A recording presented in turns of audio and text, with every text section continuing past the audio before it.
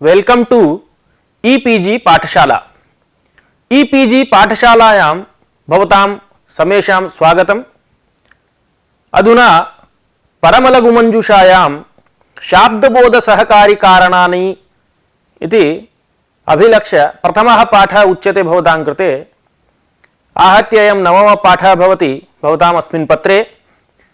तत्र शाब्दबोध सहकारी कारणानि आकांक्षा योग्यता आसक्ति तात्पर्याणि इति उच्यन्ते।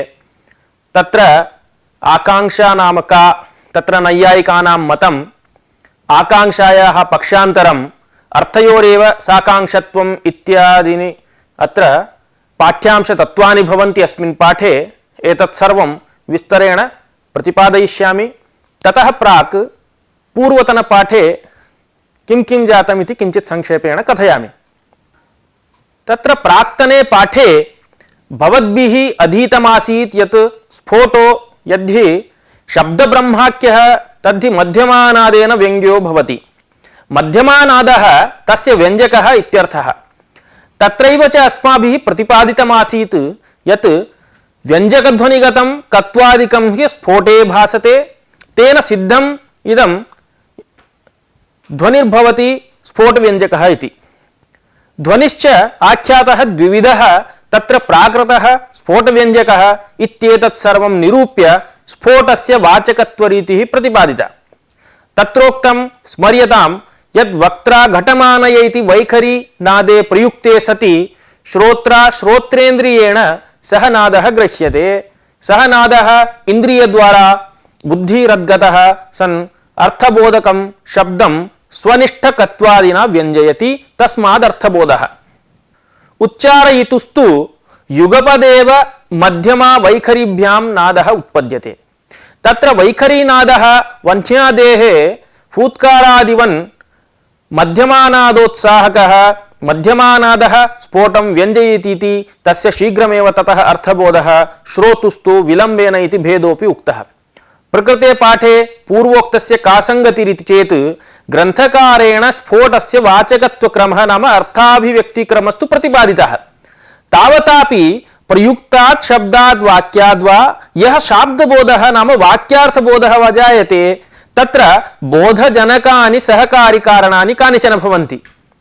अतएव ग्रन्थकारः स्फुटति अर्थः अस्मादिति व्युत्पत्तिमतः स्फोटस्य निरूपणं कृत्वा ततः कथमर्थो बुध्यते कानि च तत्र सहकारी कारणानि इति मनसि निधाय आकांक्षादि निरूपणाय उपाक्रमत। तत्र को नाम शाब्दबोधः इति चेत् स्मर्यतां तावत् शाब्दबोधे कार्यकारणभाव विचारनामके पाठे विस्तरेण अस्माभिः चर्चा कृता आसीत्। संक्षेपतः तदपि स्मारयामि। नाम शब्दाज्जातः शाब्दः इति स च असौ बोधश्च शाब्दबोधः इति व्युत्पत्त्या शब्दे उच्चरिते सति कश्चित् बोधो भवत्येव। यथा घटशब्दोच्चारणे कश्चित् पदार्थः कम्बुग्रीवादिमान् बुद्धौ उपस्थितो भवति। एवमेव घटमानय इति वाक्यश्रवणेऽपि घटकर्मक प्रेरणा विषयीभूत आनयन रूप व्यापारः इति बोधो जायते। एतादृश बोधं प्रति वृत्तिज्ञानस्य कारणत्वम् अस्ति इति आरम्भे अस्माभिः प्रतिपादितमासीत्। तथापि गिरिर्भुक्तम् अग्निमान् देवदत्तेन, गिरिः भुक्तम् अग्निमान् देवदत्तेन, एवमेव वह्निना सिञ्चति, घटः कर्मत्वम् आनयनं कृतिः इत्यादौ शाब्दबोधस्य बाधः कुतो वा दृश्यते इति प्रश्ने पूर्वोक्त कारणस्य सत्वेपि सहकार कारणानि आकांक्षादीनि वर्तन्ते यद्विना शाब्दबोधो नैव उत्पद्यते। तत्र शाब्दबोध सहकारी कारणानि न सन्ति चेत् शाब्दबोधः नैव उदयात् इति आशयः। अतः तेषां स्वरूपादिकं कथं तेषां शाब्दबोधजनने सहकारित्वम् इत्यादिकं विस्तरेण वयम् अत्र पठामः। ततः प्रागिदं ज्ञातव्यं यत् किं नाम सहकारिकारणत्वम् इति चेत् मुख्यकारणजन्यकार्यजनकत्वे सति मुख्यकारणभिन्नत्वम्। तत्र प्रकृते समन्वयं कुर्मः। शाब्दबोधरूपं कार्यमस्ति। तत्र शाब्दबोधरूपं कार्यं प्रति मुख्यं कारणं वर्तते वृत्तिज्ञानं। तेन जन्यं यत् कार्यं नाम शाब्दबोधः, तस्य मुख्यकारणजन्यकार्यस्य जनकम् आकाङ्क्षादीनि तज्जनकत्वं च आकाङ्क्षादिषु वर्तते। तत्त्वे सति वृत्तिज्ञान नाम जनकत्वे सति, तत्त्वे सति इत्यस्य अर्थः वृत्तिज्ञानरूप मुख्यकारणभिन्नत्वम् अपि आकाङ्क्षादिषु वर्तते इति लक्षणसमन्वयः। एतदेव मनसि निधाय ग्रन्थकारः प्रास्तावयत्। अथ शाब्दबोधसहकारि कारणानि आकाङ्क्षा योग्यता आसक्ति तात्पर्याणि इति। एषु का नाम आकाङ्क्षा इति चेत् वाक्यसमयग्राहिका आकाङ्क्षा इति तत्र स्वरूपमुक्तं। नाम स्वरूपं नाम लक्षणं। वाक्यस्य नाम अर्थ समापक पदसमूहस्य एकार्थबोधक अखण्डस्य वा यः समयः नाम संकेतः, तस्य समयस्य ग्राहिका नाम बोधजनयित्री आकाङ्क्षा नाम एतदाख्य शाब्दबोधसहकारि कारणमिति। इति आकाङ्क्षायाः लक्षणं निरूपितम्। अत्र प्रश्नः भवति, आकाङ्क्षा हि यत्किञ्चित् विषयक इच्छारूपा नाम किञ्चिन्निष्ठ विषयता निरूपित विषयितावद् इच्छा अपरपर्याया, सा च इच्छारूपा आकाङ्क्षा कथं वा संकेतग्राहिका भवितुम् अर्हति इति चेत् अत्र इदम् उत्तरम्। सा च एकपदार्थज्ञाने, सा च नाम सा आकाङ्क्षा च एकपदार्थज्ञाने तदर्थान्वययोग्यार्थस्य यज्ञानं तदविषयेच्छा अस्य अन्वय्यर्थः कः, अस्य अन्वयी अर्थः कः इत्येवं रूपा पुरुषनिष्ठैव, तथापि तस्याः स्वविषये अर्थे आरोपः अयमर्थः अर्थान्तरम् आकाङ्क्षयति इति व्यवहारात्। अयं भावः अस्य कथनस्य, अयमभिप्रायः नाम साकाङ्क्षा नाम सा आकाङ्क्षा एकस्य कस्यचित् पदस्य अर्थस्य ज्ञाने सति तस्य पदादिपदस्य यः अर्थः तस्य अन्वययोग्यः यो अर्थः तस्य यज्ञानं तस्य ज्ञानस्य यो विषयः तज्ज्ञानविषयिणी इच्छा। यथा घटमिति पदस्य घटकर्मक आनयनमिति पदार्थज्ञाने जाते सति एतदर्थ निरूपित तात्पर्य विषयीभूत संसर्गेण संबंधरूपयोग्यतावतः अर्थस्य यज्ञानं भवति तादृश विषयिणी इच्छा आकाङ्क्षा इति। पुनः अत्र प्रश्नः क्रियते, भवदुक्तरीत्या एकपदार्थस्य ज्ञाने सति तदर्थान्वययोग्यार्थस्य यज्ञानं तद्विषयेच्छा आकाङ्क्षा, तर्हि यत्र घटमानय इत्यादौ द्वयोः पदार्थयोः ज्ञानं जातं तत्र उक्तरूपायाः आकाङ्क्षायाः अभावात् शाब्दबोधः न स्यात् इति चेत् तथा न। तदेव उत्तरम् अत्र अस्माभिः कथ्यते। तथा वक्तुं न शक्यते। एकपदार्थ ज्ञाने इत्यस्य एकपदार्थ ज्ञानमात्रे इत्यर्थः। तेन एकपदार्थमात्र ज्ञानानन्तरम् इत्यर्थकरणेन एकपदार्थ ज्ञानमात्रेऽपि सा भवति इत्युक्ते यत्र पदार्थद्वयस्य ततो अधिकस्य वा ज्ञानं तत्र तु सा अवश्यं वर्तते एव इति पर्यवस्यति। एतादृश्याः आकाङ्क्षायाः आकारस्तु इत्थं प्रदर्शितः। अस्य अन्वयी अर्थः कः इति। अस्य नाम विदितार्थस्य यः प्रकृते वर्तते तस्य विदितार्थस्य अन्वयी नाम अनुगामी अन्वेतुं योग्यः इत्यर्थः। अर्थः नाम अर्थः कः इति यदा घटः अथवा घटम् इति उक्तं तदानीं घटम् इत्युक्ते किम्, आनयं वा किं या काचित् आकाङ्क्षा भवति। अतः अस्य अन्वयी अर्थः कः, अस्य नाम विदितार्थस्य अन्वयी अनुगामी अन्वेतुं योग्यः अर्थः कः भवति इति तत्र आकाङ्क्षायाः आकारः। आकाङ्क्षायाः इच्छारूपत्वात् इच्छायाश्च आत्मनः धर्मत्वात् सा पुरुषसम्बद्धा भवति। अत एव उक्तं पुरुषनिष्ठैव सेति। तत्र मूले उक्तमिदं पुरुषनिष्ठैव सा इति। पुरुषनिष्ठैव इति एवकारेण तस्याः पदादिनिष्ठत्वं निराकृतं। नाम आकाङ्क्षा पुरुषनिष्ठा भवति। कुतः? इच्छा तावत् आत्मनः धर्मः, चेतनस्य धर्मः, न तु पदस्य इति। एवमुक्ते पुनः प्रश्नान्तरं क्रियते। यथोक्तं पुरुषनिष्ठैव सा आकाङ्क्षा इति चेत् अयमर्थः अर्थान्तरमाकाङ्क्षति इति व्यवहारस्य का गतिः? भवतैव उक्तम् अयमर्थः अर्थान्तरमाकाङ्क्षति इति व्यवहारात्, तर्हि एतादृश व्यवहारस्य का गतिः भवति इति अयं प्रश्नः पुनः पृच्छ्यते।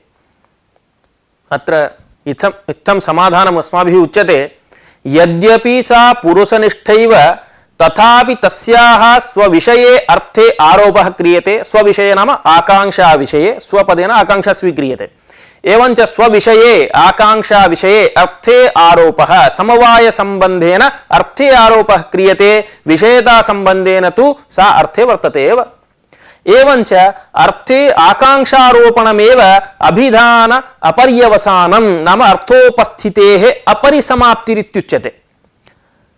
अत्र अर्थ इव पदेपि नाम अर्थे इव पदेपि आकाङ्क्षारोपः भवतु इति तु न चिन्तनीयम्, यतः अर्थबोधोत्तरमेव आकाङ्क्षायाः उदयः न ततः प्राग्। यदा अर्थस्य बोधः भवति तदानीमेव आकाङ्क्षा जायते।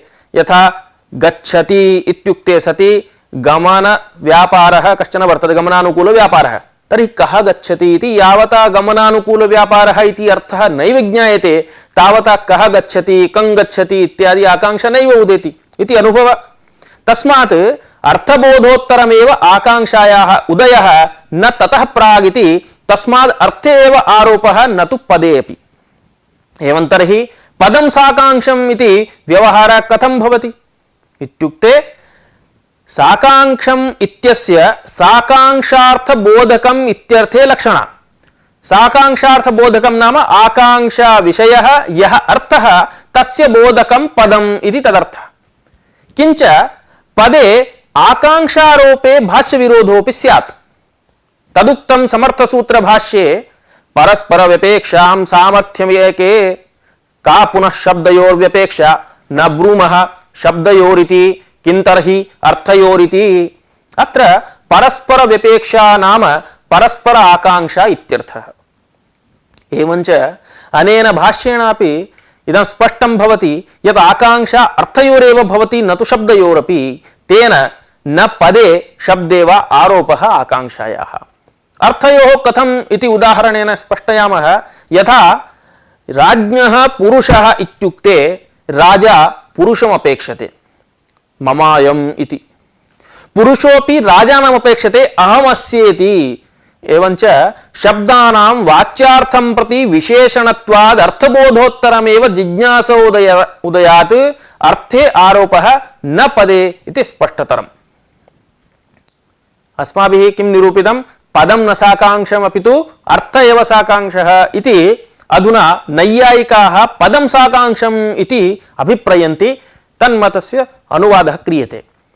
नैयायिकाः घटमित्यत्र आधेयता संबंधेन घटप्रकारक कर्मता विशेष्यकं घटनिष्ठकर्मत्वम् इति बोधं प्रति अव्यवहितोत्तरत्व संबंधेन पदवत्वमेव आकाङ्क्षा तत्स्मरणं शाब्दबोधे कारणम् इति कथयन्ति। सम्प्रति नैयायिकमतं प्रसंगोपात्तमिति कृत्वा नैयायिकाः आकाङ्क्षां कथं निरूपयन्ति इत्यपि संक्षेपेण पश्यामः। तेन विषयस्य स्पष्टतरा अभिव्यक्तिः भविष्यति भवताम्। अत्र नैयायिकाः किं कथयन्ति इति आदौ बुद्धौ स्थापयन्तु। यथा मुक्तावल्याम् अथवा अन्यत्र दीपिकायां वा उक्तं, येन पदेन विना यस्य पदस्य अन्वय अननुभावकत्वं तेन पदेन सह तस्य आकाङ्क्षा। क्रियापदं विना कारकपदं नान्वयबोधं जनयति इति तेन तस्य आकाङ्क्षा इति वदन्ति ते नैयायिकाः। अयमभिप्रायः येन पदेन विना। येन पदेन विना इत्यत्र यत्पदाभाव प्रयुक्तं यस्य पदस्य अन्वयबोधाजनकत्वं तत्पद समभि व्याहृत तत्पदत्वमेव आकाङ्क्षा इत्यर्थः। यथा राज्ञः पुरुषः इत्यादौ पुरुषपदाभाव प्रयुक्तं षष्ट्यन्त राजपदस्य अन्वयबोधः समर्थत्वम्। अतः राजपद समभिव्याहृत पुरुषपदत्वम् आकाङ्क्षा। यतोहि यदा राज्ञः पुरुषः इति उच्चार्यते तदानीमेव अर्थबोधः भवति इत्यर्थः। यदा पुरुषपदं विना राज्ञः इति षष्ट्यन्तं पदं प्रयुज्यते तदा राज्ञः इति षष्ट्यन्तस्य अन्वयबोधस्य असामर्थ्यं। कुत्र अस्य अन्वयः इति न ज्ञायते। यतः षष्ट्याः स्वस्वामिभावसम्बन्धत्वम् अर्थः यावता पुरुषपदस्य प्रयोगः नैव क्रियते तावता राज्ञः इति षष्ट्यन्तस्य कुत्र अन्वयः इति वक्तुं न शक्यते। अतः राजपदसमभिव्याहृततया पुरुषपदप्रयोगे सान्वयाकाङ्क्षा शाम्यति इत्यर्थः। एवमेव घटमित्यत्र घटपदस्य अंपदाभावप्रयुक्तम् अन्वयबोधः समर्थत्वम्। अतः घटपदसमभिव्याहृत अंपदत्वमाकाङ्क्षा इति। तत्र कदाचित् भवतां संशयः भवेत्, घटम् इत्यत्र घटपदस्य अंपदाभावप्रयुक्तम् अन्वयबोधः समर्थत्वम् इति कथम् उक्तम् इत्युक्ते इदं ज्ञातव्यं यत् नैयायिकाः अं प्रत्ययस्यापि पदत्वम् अङ्गीकुर्वन्ति। कुतः? तेषां मते शक्तं पदमिति परिभाषणात् अं प्रत्ययस्यापि कर्मत्वम् इति अर्थ स्वीकाराच्च तैः अम् इत्यपि एकं पदम् इति वर्तते। अस्माकं तु शाब्दिकानां विभक्त्यर्थस्य द्योतकत्वात् कर्मत्वादयः अर्थाः प्रकृतेरेव विभक्तिप्रत्ययास्तु तद्द्योतकाः इति भेदः। अस्तु, प्रकृतमनुसरामः। नैयायिकैः यत्पदाभावप्रयुक्तम् अन्वय अननुभावकत्वादिकं यदुक्तं तत्र प्रयुक्तत्वं नाम किं? यत्पदाभावप्रयुक्तम् इत्युक्तं खलु, तत्र प्रयुक्तत्वं नाम कारणाभावात् कार्याभावः इत्याकारक प्रतीतिबोधकः स्वरूपसम्बन्धविशेषः कश्चन। अननुभावकत्वं तादृशसम्बन्धार्थद्योतकम् इत्यर्थः। यथा राज्ञः पुरुषः इत्यत्र राजसम्बन्ध्यभिन्नपुरुषः इत्याकारकः शाब्दबोधः, तत्र शाब्दबोधरूपकार्यं प्रति आकाङ्क्षायाः कारणत्वम्।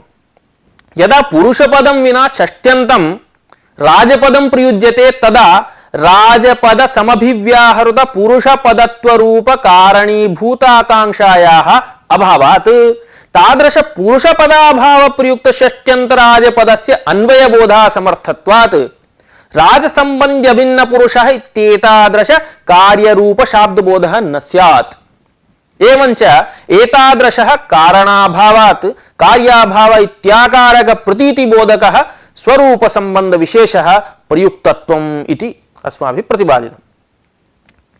एतादृशं प्रयुक्तत्वं राजपुरुषपदयोः वर्तते।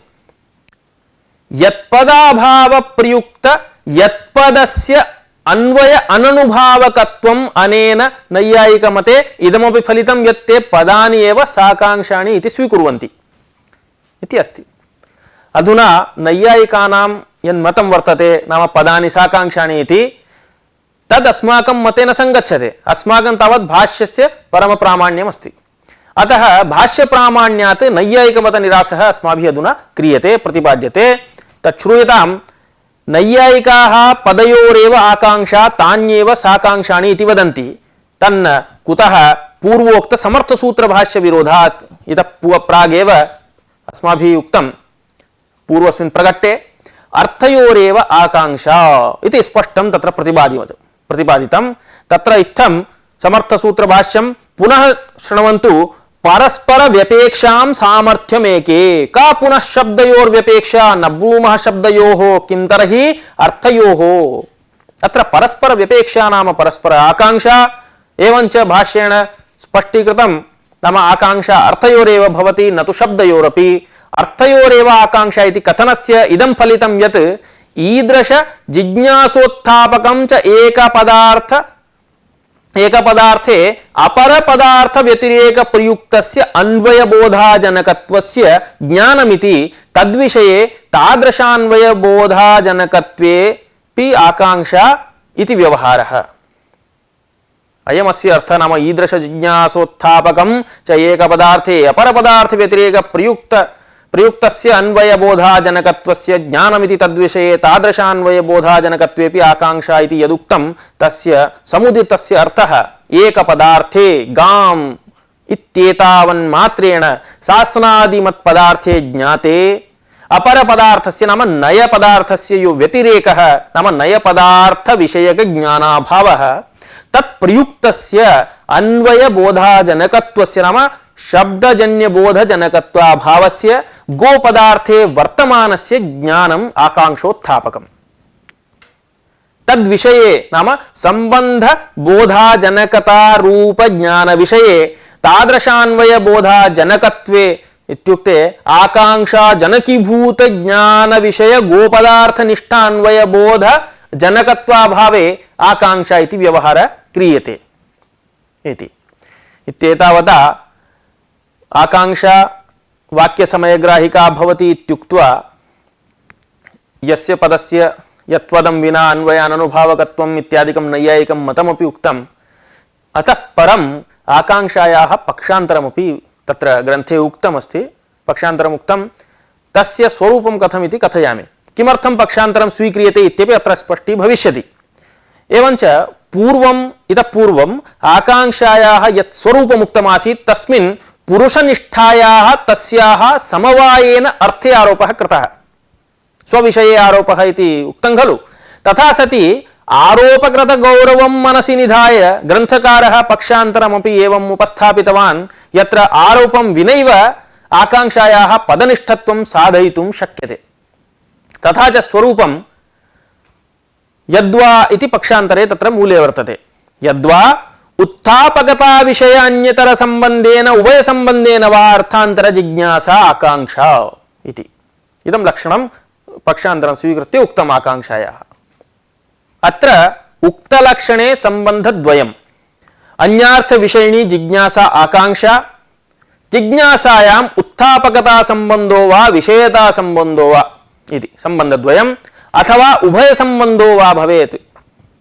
तेन लक्षणमित्थं पर्यवस्यति उत्थापकता विषय अन्यतर संबंधेन अर्थान्तर जिज्ञासा आकांक्षा इति प्रथमं संबंधं स्वीकृत्य उत्थापकता विषयता उभय संबंधेन अर्थान्तर जिज्ञासा आकांक्षा चेति इति द्वितीयं संबंधेन। तत्र प्रथमस्य उदाहरणं पश्य मृगो धावति इति दर्शनार्थस्य कारक धावनाकांक्षा उत्थापकत्वं धावनं तु तद्विषये एव।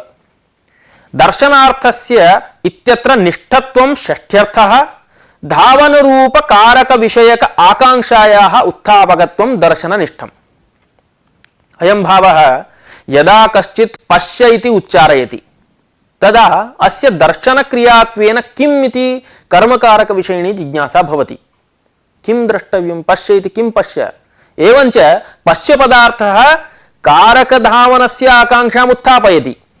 अतः अत्र दर्शने कारकस्य धावनस्य उत्थापकता संबंधेन आकांक्षा वैशिष्ट्यं सिद्ध्यति। धावने दर्शनस्य विषयता संबंधेन वैशिष्ट्यमिति एवञ्च पश्य इत्यत्र उत्थापकता संबंधेन धावति इत्यत्र च विषयता संबंधेन अन्यार्थ विषयिणी जिज्ञासा अस्ति इति बोध्यम्।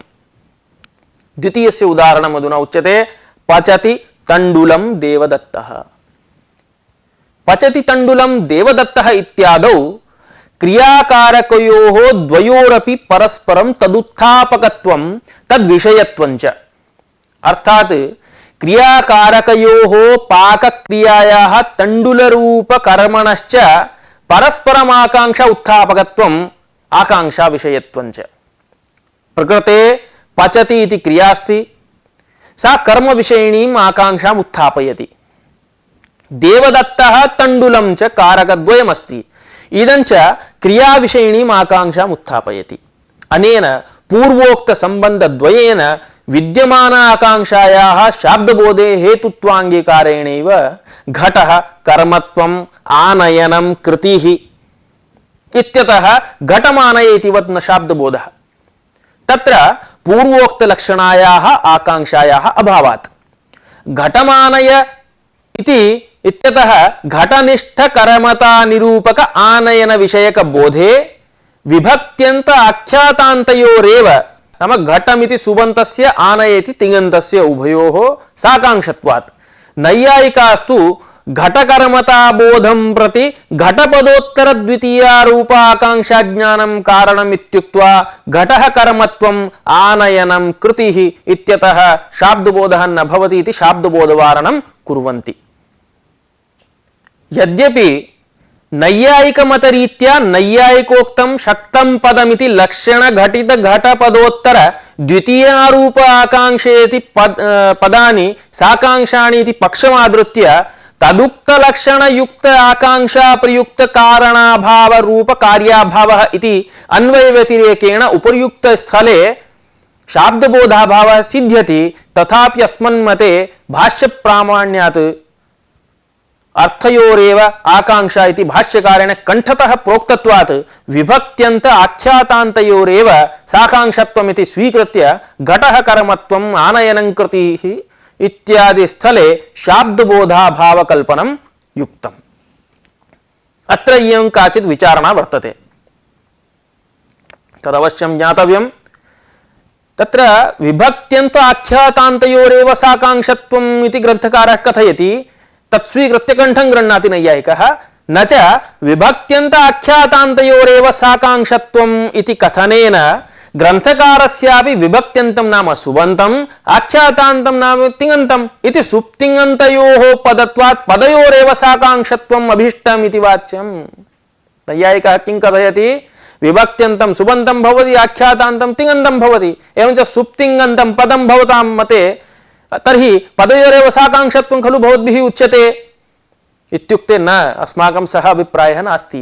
विभक्त्यन्त आख्यातान्तयोः इत्यस्य विभक्त्यन्त आख्यातान्त प्रत्ययान्त रूप प्रत्ययान्त पदरूप अर्थोपस्थापकयोः इत्यर्थस्य तत्र विवक्षितत्वात् अस्माभिः विभक्त्यन्त आख्यातान्त प्रत्ययान्त पदानामेव अर्थोपस्थापकत्वाच्च।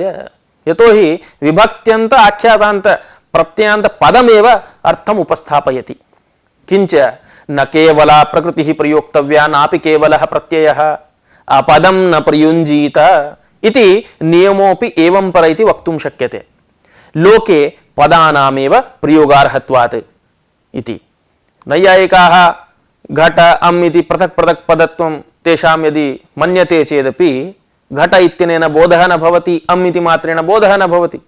तदेव उच्यते न च नैयायिक मते शक्तं नाम शक्तिमत् पदमिति परिभाषितत्वात् केवल घट इति प्रकृतेः केवल अम् इति प्रत्ययस्य च अर्थवत्वात् पदत्वम् अक्षतम् इति चेत् न। अत्र कथयामः तन्मते शक्तं पदमिति परिभाषया तेषां पदत्वे सिद्धेपि न लोके घट अम् इत्यादिनां प्रयोगार्हत्वम् इत्यलं विस्तरेण तेन अर्थयोरेव साकांक्षत्वम् इति उपसंहारेण अयं पाठः समाप्यते। अधुना पाठ समाप्त्युत्तरं विषयस्य संग्रहः भवतां कृते उच्यते। सर्वस्यापि तेन पुनः स्मरणं भवतां भवति, विषयस्य दृढीकरणं च भवति। एवञ्च अस्माभिः शाब्दबोध सहकारी कारणेषु अन्यतमः आकांक्षा विषये तत्र अन्यतम हेतुः भवति आकांक्षा, तद्विषये विस्तरेण पठितम् अस्मिन् पाठे। तत्र आदौ शाब्दबोधरूप कार्यं प्रति वृत्तिज्ञानं कारणमित्युक्त्वा सत्यपि वृत्तिज्ञाने तत्सहकारी कारणानाम् अभावे शाब्दबोध अनापत्ति इत्यतः शाब्दबोध सहकारी कारण निरूपण प्रसंगः इति प्रतिपादितम्। तत्र किं नाम सहकारी कारणत्वम् इति चेत् मुख्य कारणजन्य कार्यजनकत्वे सति मुख्य कारण भिन्नत्वम् इति। तत्र समन्वयस्तु कृतः आसीत्, केवलं लक्षणमुच्यते। एवञ्च यथा शाब्दबोधे वृत्तिज्ञानरूप मुख्य कारणस्य आवश्यकत्वं तद्वद् आकांक्षादि सहकारी कारणानामपि आवश्यकत्वम् इति निरूपितम्। तदनु चतुर्विध शाब्दबोध सहकारी कारणेषु आकांक्षा, योग्यता, आसक्तिः, तात्पर्य इति चतुर्षु आकांक्षा रूप कारणस्य स्वरूपमुक्तं वाक्यसमये ग्राहिका आकांक्षा इति। सा च एकपदार्थ ज्ञाने तदर्थान्वय योग्यार्थस्य यज्ञानं तदविषये इच्छा अस्य अन्वयी अर्थः कः इत्येवं रूपा पुरुषनिष्ठैव। तथापि तस्याः स्वविषये आरोपः इत्यादिकं सर्वं समन्वय पुरस्सरं प्रतिपादितं। स्वविषये अर्थे आरोपः इत्यनेन पदे न आरोपः इति निरसितं, यतः अर्थयोरेव साकांक्षत्वम्। अर्थयोरेव साकांक्षत्वम् इति पक्षसमर्थनाय समर्थसूत्रभाष्यं प्रमाणत्वेन उपन्यस्तं तेन नैयायिकोक्तं पदानि साकांक्षाणि इति मतमपि निरस्तम्। मध्ये प्रसंगोपात्तम् आकांक्षा विषयकं नैयायिकमतं चर्चितं, ततः पुरुषनिष्ठा सा तस्याः समवायेन अर्थे आरोपः क्रियते इति एतादृश आरोपकृत गौरवं मनसि निधाय ग्रन्थकारेण यत् पक्षान्तरमुक्तं तदपि विस्तरेण विचारितं। स च पक्षः उत्थापकता विषयता अन्यतर संबंधेन उभय संबंधेन वा अर्थांतर जिज्ञासा आकांक्षा इत्येवं रूपः। तत्र संबंधद्वयस्यापि उदाहरणे समन्वयः प्रदर्शितः। आद्ये पश्य मृगो धावति इत्यत्र, द्वितीये पचति तण्डुलं देवदत्तः इत्यत्र, अन्ते च घटः कर्मत्वम् आनयनं कृतिः इत्यादि स्थले न शाब्दबोधः इति न्यायमतरीत्या ग्रन्थकारमतरीत्या च कथं न शाब्दबोधः भवति इति विस्तरेण व्याख्यातम्। अनया रीत्या अर्था एव साकांक्षाः इति निरूपणेन उपसंहृतं। समाप्तोऽयं पाठः। शुभम्।